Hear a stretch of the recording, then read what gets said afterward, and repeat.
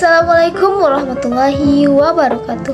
Halo semuanya, kembali lagi bersama saya Mudia Yurike dari kelas 2023C, Program Studi Pendidikan Bahasa dan Sastra Indonesia Universitas Riau. Nah, di kali ini saya akan menjelaskan tentang teori sastra, yaitu mengenai psikologi dan penerapannya terhadap sebuah novel. Psikologi sastra adalah analisis teks dengan mempertimbangkan relevansi dan peranan studi psikologis dengan memusatkan perhatian pada tokoh-tokoh, maka akan dapat dianalisis konflik batin yang mungkin saja bertentangan dengan teori psikologi. Menurut Suwardi Andaswara, psikologi sastra adalah kajian sastra yang memandang karya sebagai aktivitas kejiwaan.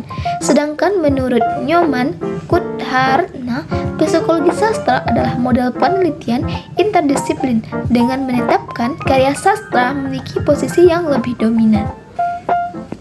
Adapun teori psikologi menurut para ahli, yang pertama ada psikologi sastra menurut Sigmund Freud adalah alam bawah sadar sastra, proses pembentukan mimpi yang secara tidak langsung memberi kepuasan bagi pengarang maupun pembaca.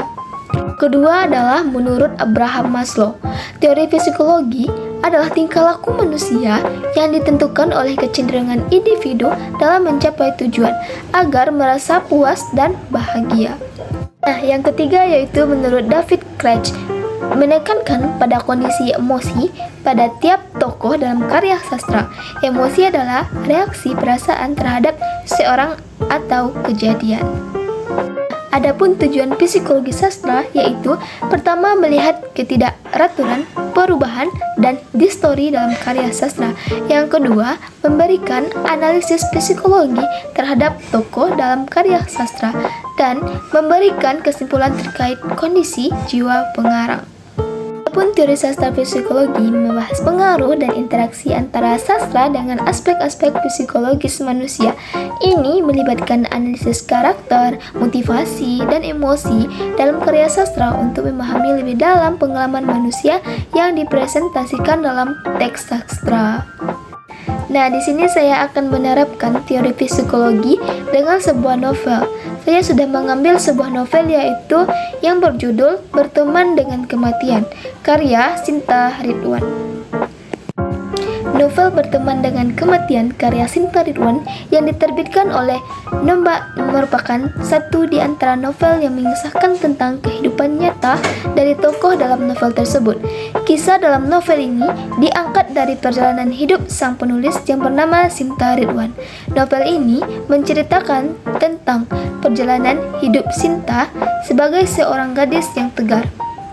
Ia selalu berusaha untuk hidup mandiri, mulai dari biaya sekolah, bahkan melawan penyakit yang ia derita. Novel ini menceritakan tentang sosok Sinta yang tegar berjuang melawan penyakitnya di tengah-tengah kerapuhan keluarganya. Ia berjuang sendiri tanpa bantuan dari keluarganya. Selain itu, novel ini juga memberikan motivasi bagi pembaca agar selalu memiliki mimpi yang ingin dicapai, karena dengan mimpi tersebut seseorang memiliki tujuan untuk hidup dan dapat menghargai waktu yang dimiliki.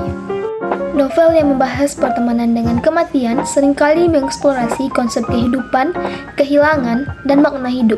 Adapun psikologinya bisa melibatkan pemahaman tentang bagaimana manusia meresapi kematian, mengatasi kesedihan, dan menemukan arti hidup melalui hubungan dengan kematian.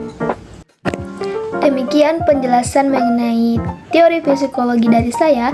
Lebih dan kurang saya mohon maaf. Wassalamualaikum warahmatullahi wabarakatuh. See you in next video.